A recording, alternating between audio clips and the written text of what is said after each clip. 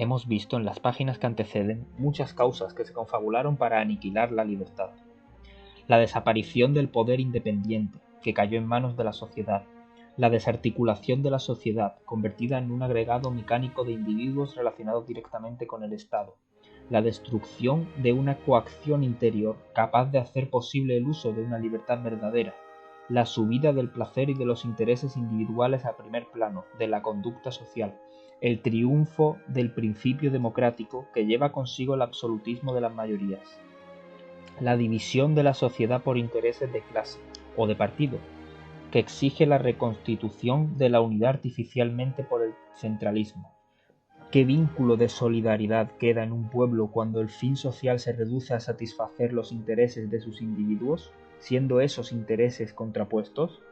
¿Qué razón habrá para respetar a los antagonistas si se ha perdido la conciencia de la unidad esencial del género humano y de su fin último, es decir, si se ha perdido la conciencia cristiana de la dignidad del hombre? ¿Qué poder pondrá freno a los odios de clase o de creencia si todo el poder lo tiene el Estado y el Estado está al alcance de cualquier grupo que se organice para su conquista? Un poder ilimitado en manos de la sociedad lleva a la oligarquía de intereses, al gobierno de clase. La nación pagana, escribía Gil Robles, era un agregado para el interés injusto de los menos y la explotación inicua de los más. El Estado individualista democrático es una regresión a la sociedad pagana, con la desventaja de que ya no queda ni un residuo del espíritu aristocrático. Al destruirse la unidad moral de la nación y ser sustituida por la unidad puramente material del Estado, el Estado no es ya la nación jurídicamente organizada, ni el organismo de la autoridad superior central directiva, sino el aparato mecánico de la coacción sin título para mantener la agregación forzosa y el complicado artificio burocrático para la más fácil, desahogada y expedita explotación de ello. Las palabras del gran tratadista español son casi las mismas que las de Renan en un lugar ya citado. Lo que debía salir de una tal concepción de la sociedad no podía ser otra cosa más que una administración, una red de prefectos, un código civil estrecho, una máquina que sirve para constreñir a la nación, un corsé en que le sería imposible vivir y crecer. Si la democracia individualista requiere, como en Roma, que una clase homogénea domine y las otras le sirvan, en la democracia moderna hay también en efecto una servidumbre de la masa. Mas como se ha proclamado su libertad, la servidumbre no es jurídica, es una servidumbre moral, realizada por estos tres poderosos instrumentos: el dinero, los partidos políticos y organizaciones obreras y la enseñanza. Y por encima de esos tres instrumentos, el más poderoso de todos, el Estado. Así, el despotismo de la democracia moderna es distinto de los anteriores despotismos conocidos, y como dijo Tocqueville, es más suave y llega mucho más lejos. Rebaja al hombre sin mortificarlo, eso naturalmente cuando no lo mortifica. El sistema censitario, el más agradable al temprano liberalismo, proclama descaradamente el gobierno del capital. Los que no tienen capital no tienen voto, mas también con sufragio universal sabe la alta burguesía asegurarse la exclusividad del gobierno durante largo tiempo. La misma base que tenía en Francia la monarquía constitucional de sufragio restringido en tiempo de Luis Felipe, tuvo en España la monarquía constitucional establecida por Cánovas. La alta burguesía y un resto de aristocracia que ya no era más que burguesía. El resto de la nación no contaba hasta que se desesperó de su servidumbre para caer, eso sí, en otra, peor. Al fin y al cabo, el gobierno de la burguesía capitalista tiene algo de natural.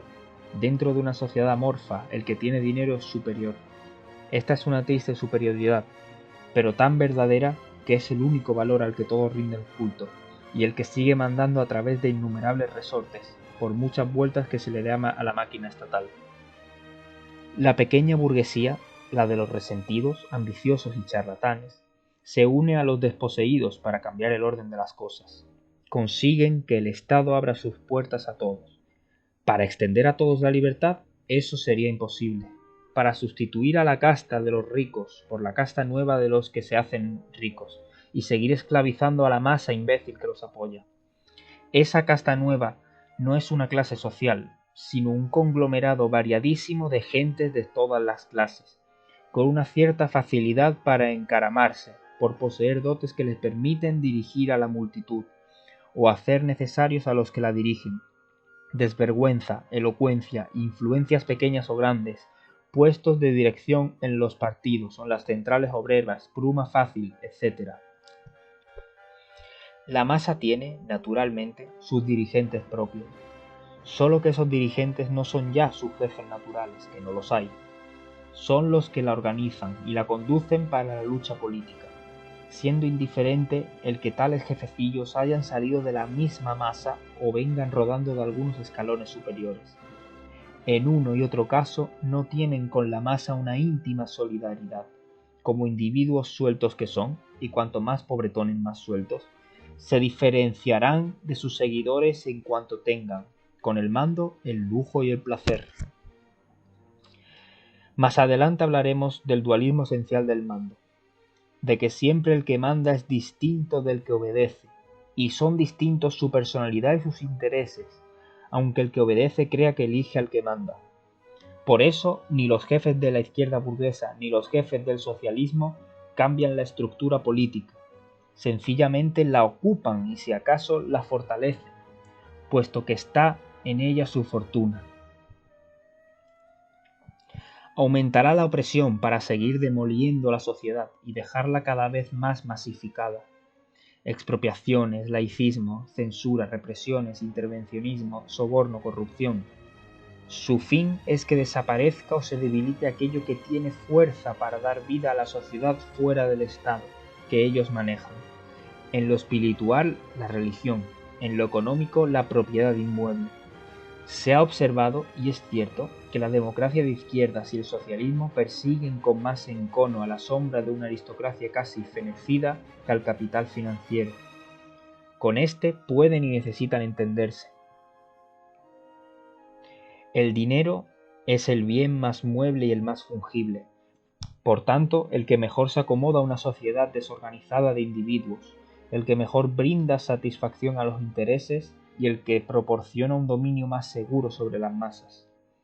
En cuanto a estas últimas, están seguras ya que se las domina en su propio terreno, en el de la lucha social, y en que tiene para ellas el arma eficaz de formación de conciencias, que es la prensa libre.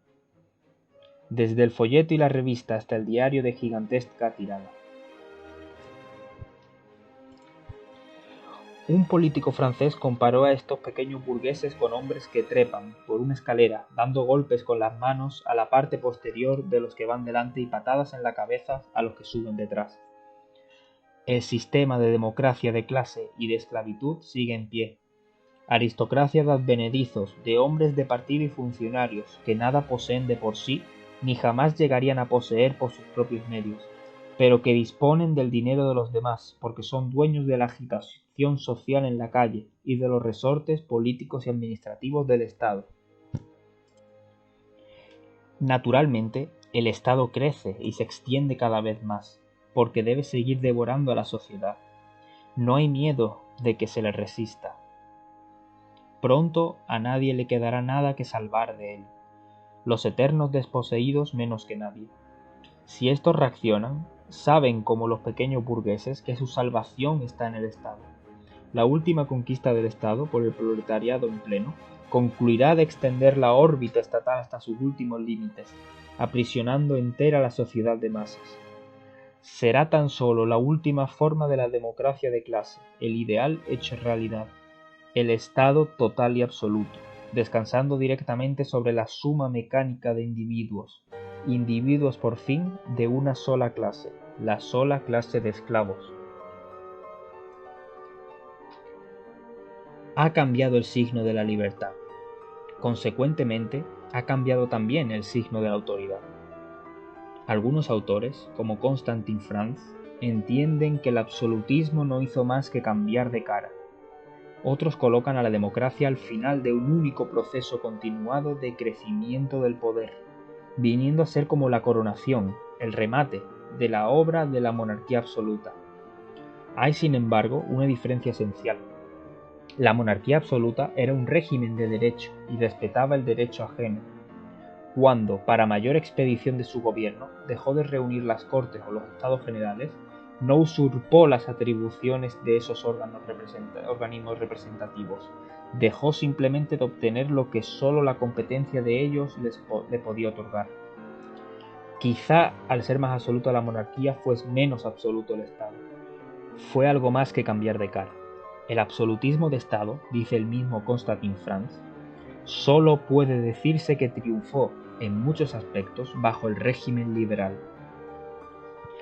La democracia puede centralizar toda la administración, organizar todos los servicios, absorber todas las funciones sociales, atender a todas las necesidades, dirigir toda la economía, ordenar toda la cultura, crear todo el derecho. La democracia puede establecer todos los impuestos, movilizar a todos los soldados, declarar todas las guerras. La democracia, en fin, puede poner a la razón humana sobre el altar del Dios vivo. Todo eso puede la democracia. Por eso digo que ha cambiado el signo del poder, y que no se trata tan solo de una sustitución de personas o de un aumento de su volumen.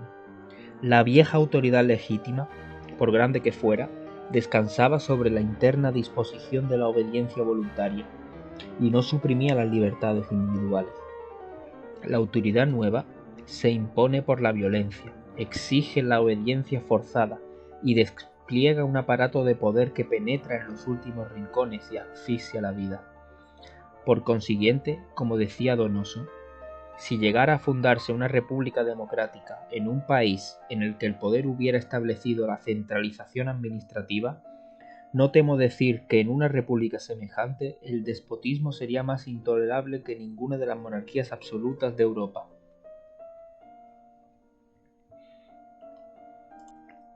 No, del absolutismo regio al del Estado va un abismo, y conviene que nos quedemos ya con esa idea. El absolutismo de Estado no es consecuencia del principio de autoridad, sino cabalmente de la falta de autoridad.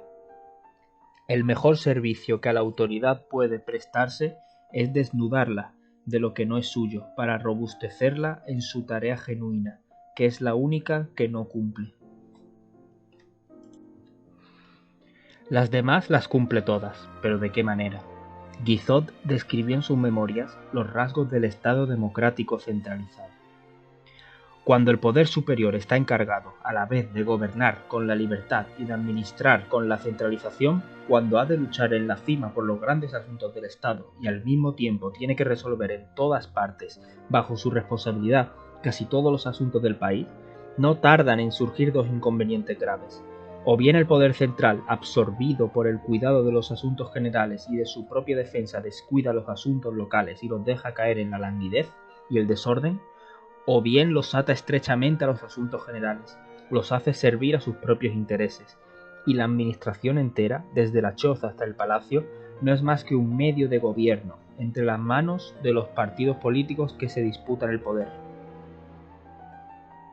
En realidad, no hay cuidado de que sea la absorción del gobierno por los grandes asuntos generales del país la causa de que se abandonen las tareas pequeñas de la administración. La propia defensa del gobierno esa sí constituye el más importante asunto general.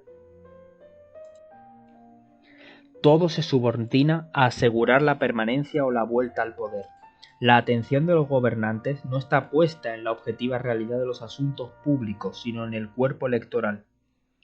Efectivamente, hasta los asuntos locales minúsculos se atan estrechamente a los generales, en un gran complejo de intereses creados. La extensión de los servicios públicos, colocando en las manos del Estado los intereses de todos, pone a la sociedad entera en la dependencia del gobierno. El que se pone fuera del orden oficial es un ilota privado de sus derechos naturales. Pero no se crea que al menos el Estado es un expedito gestor de los negocios de todos. El Estado no puede por su naturaleza misma cumplir bien las tareas que arrebató a la sociedad, porque el Estado es un ordenamiento jurídico y esas tareas, la mayor parte de las veces, están impregnadas de contenido espiritual. Una vez que se las separa del mundo de los afectos y de las disposiciones morales, de las particulares iniciativas y del desarrollo autónomo, quedan disecadas. El Estado no sabe de casos concretos, ni conoce a las personas, no sabe de disposiciones anímicas, ni vibra con el amor a la familia y a la tierra. El Estado sabe de leyes y de reglamentos, de órdenes y circulares, de decretos, de resoluciones, sabe de trámites y de expedientes, de instancias y diligencias, de reintegros y de papel de oficio, de plazos y competencias. Pero lo que los hombres ven con los ojos y hablan con palabras, lo que sienten con el corazón, lo que deciden con la voluntad, lo que resuelven con la conciencia, eso no consta nunca en los expedientes ni en las actas de las sesiones, porque está en el ambiente cálido de los grupos sociales y no puede plasmarse en documentos que se adjuntan. La forma degenerada de intervención de la sociedad para su legítima defensa muchas veces en los expedientes administrativos es la recomendación, correctivo casi saludable de la mecánica rigidez oficial. El Estado, no obstante, llega a tener razón para desconfiar de las libertades individuales, pues una vez la ley las ha absorbido todas y todo está reglamentado, la libertad se parece cada vez más a la piratería. Y lo es. Hay pues que asumir más tareas y establecer más organismos. El crecimiento de las funciones del Estado produce espanto. Al final, él tiene que satisfacer hasta el último deseo del último ciudadano. Así surgen esas variadas y gráficas denominaciones del Estado nodriza, el Estado providencia, el Estado limosnero, el Estado mamut, cualquiera de ellas en la inscripción funeral de la libertad. El Estado absoluto se traduce en una administración monstruosa. Cuanta más funciones, más funcionarios. La burocracia gigantesca es otro instrumento de opresión, pues es la uniformidad personificada. La burocracia es uno de aquellos terrenos en que coinciden los intereses del gobernante y gobernados, el instrumento de los primeros y el cebo de los últimos. Es el gran esqueleto del Estado individualista. La vida que emana del omnipotente Estado, a través de la burocracia se recibe, pero es más, puesto que la vida que perdió la sociedad se concentra toda en las distintas ramas de la administración, los individuos que han quedado desarraigados tratan de enraizarse en los escalafones de funcionarios, que es lo único seguro. De la misma manera que el grupo político de oposición, oprimido por el Estado, no piensa destruirlo, sino apoderarse de él para prohibir a su vez, así también, el pobre hombre que odia a la burocracia como opresora, no para hasta ingresar en ella e introducir tras él a todos sus parientes. La absorción de la sociedad por el Estado tiene así una doble corriente que lo hincha de arriba abajo y de abajo arriba.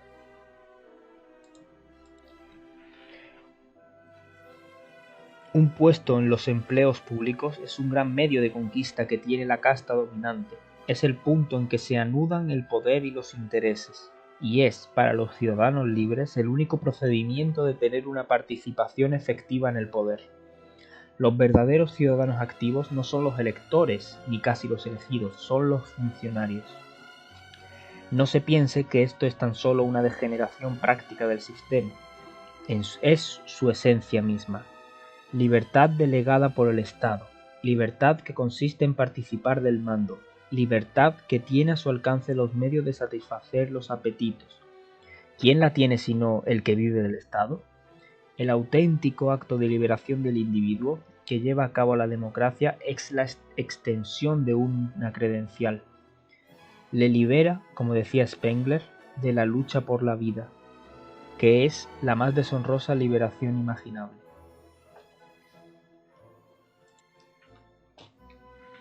La burocracia, como es el organismo más continuo de la vida del Estado, llega a adueñarse de él y a imprimirle carácter, sean cuales fueren sus transitorios dueños políticos.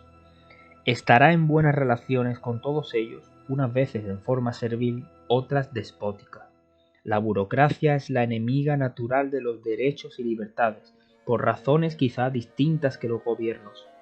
Ella uniformiza, ella retarda, ella oprime, frena a los de abajo y frena también a los de arriba, quitando al gobernante la amplitud de miras, si es que alguna le había dejado la presión del Parlamento o la del partido. La manera de someterse el Estado a la ley y a los ciudadanos es muy distinta de la manera de someterse los ciudadanos al Estado y a la ley. El Estado coarta la libertad de los ciudadanos por anticipado, previniendo, limitando cuidadosamente su esfera de libre determinación, marcando cauces a toda su conducta pública y privada, y si hay contravención, además, castiga. Es totalmente equivocado ver solo la opresión en el rigor del castigo. Quien no ha merecido el castigo no es más libre por eso. El individuo no puede hacer muchas cosas, sencillamente porque las hace el Estado. Otras porque materialmente no puede, y solo algunas porque se lo prohíbe la ley. En cuanto a estas últimas, se encuentra bien vigilado y si es sorprendido no tiene escape. El gobierno y la administración, en cambio, no tienen más límite que la ley, tienen todos los medios para su acción. La ley la ha hecho el propio Estado, como también ha hecho el cuerpo de funcionarios que habría de vigilar su transgresión. El gobierno y la administración se someten siempre a la prueba a posteriori. El máximo castigo que puede sufrir un partido político gubernamental es no ser reelegido, pero el mal ya está hecho. En cuanto a otras sanciones, la democracia goza de la irresponsabilidad, de la impunidad del anonimato. El pueblo era el soberano que eligió a sus representantes, no va a castigarse a sí mismo. Lo más que puede hacer es elegir a otros, que gozarán a su vez de la misma impunidad y de la misma libertad hasta que sean sustituidos por los anteriormente repudiados. ¿Qué importa sustituir el minúsculo equipo de personas, aparte de que todos los equipos suelen ser de la misma solvencia, si la suma inmensa de poder que tiene el Estado siguen siendo los mismos? Un cambio de orientación política no merma un ápice del absolutismo del Estado, que es el mayor mal. Los hombres de partido, por muy puras que puedan ser sus intenciones, se resisten siempre a limitar la soberanía, se consideran sus herederos y cuidan incluso en la mano de sus enemigos su propiedad futura. Séame permitido, para terminar, aducir de nuevo, por desinteresado y poco sospechoso, el testimonio vehemente del gran campeón del liberalismo. No se trata de que nuestros derechos no puedan ser lesionados por un poder sin el acuerdo de otro, sino de que se impida esta violación a todos los poderes. Significa poco que el Poder Ejecutivo no tenga derecho a actuar sin la asistencia de una ley. No se deben poner límites a esta asistencia. Se debe declarar que el legislador no tiene derecho a dar leyes sobre una determinada serie de cosas. Con otras palabras, que la soberanía es limitada y que hay deseos y propósitos que ni el pueblo ni sus representantes tienen derecho a obligar. El propio Benjamin Constant reconoce que no es suficiente la limitación teórica, mas la limitación práctica no sale de las leyes ni de las instituciones del Estado, que es soberano y puede cambiarlas o suprimirlas a su antojo. La limitación no sale de los conceptos abstractos, sino de las instituciones vivas de la sociedad, que tienen sus competencias propias desde antes que el Estado pudiera reconocérselas o arrebatárselas. Las comunidades sociales inferiores tienen el mismo derecho a la existencia que el propio Estado. En ellas vive el individuo con una vinculación que no se funda en la voluntariedad contractual ni en el goce de los bienes materiales, sino en su dignidad y en sus fines de hombre.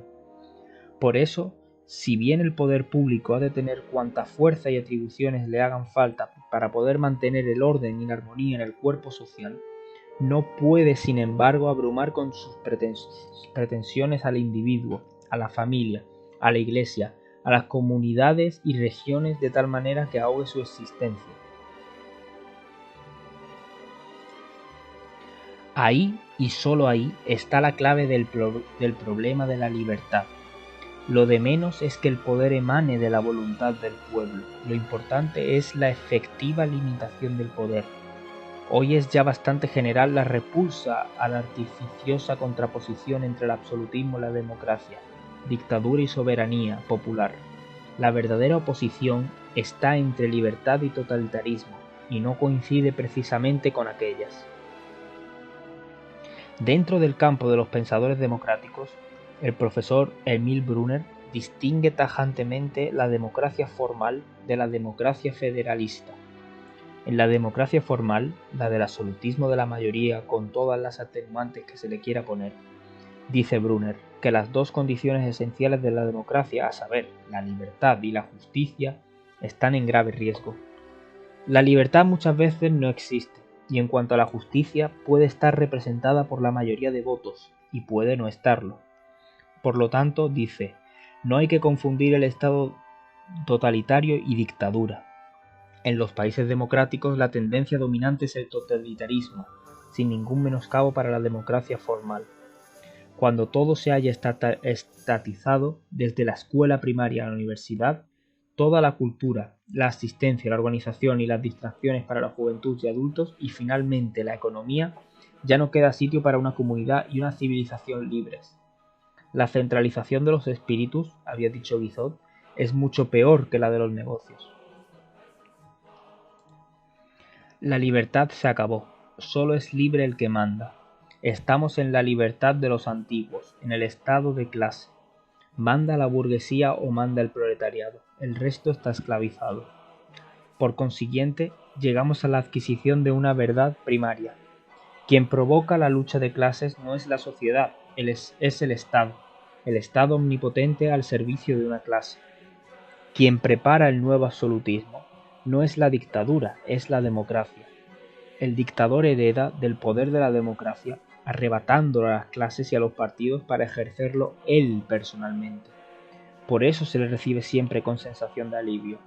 Lo mismo que Brunner, rechaza Juvenel la idea de que es el dictador quien hace renacer la tiranía y provoca la guerra mundial y total, y de que basta con hacer desaparecer las dictaduras. En efecto, el principio de la obligación militar de todo el pueblo se impuso por la democracia. El dictador debe a la democracia el aparato fiscal e inquisitorial que usa. El plebiscito no daría ninguna legitimidad al tirano si la voluntad general no hubiera sido proclamada fuente suficiente de autoridad. El partido ha salido de la lucha por el poder. El dominio de las almas desde la infancia ha sido preparado por el monopolio de la enseñanza. La apropiación por el Estado de los medios de producción está preparada en la opinión pública. La misma fuerza y extensión de la policía, el peor atributo de los tiranos, creció a la sombra de la democracia, apenas si la conoció el antiguo régimen. En fin, la democracia, tal como la hemos practicado, centralizadora, reglamentadora y absolutista, aparece como el periodo de incubación de la tiranía.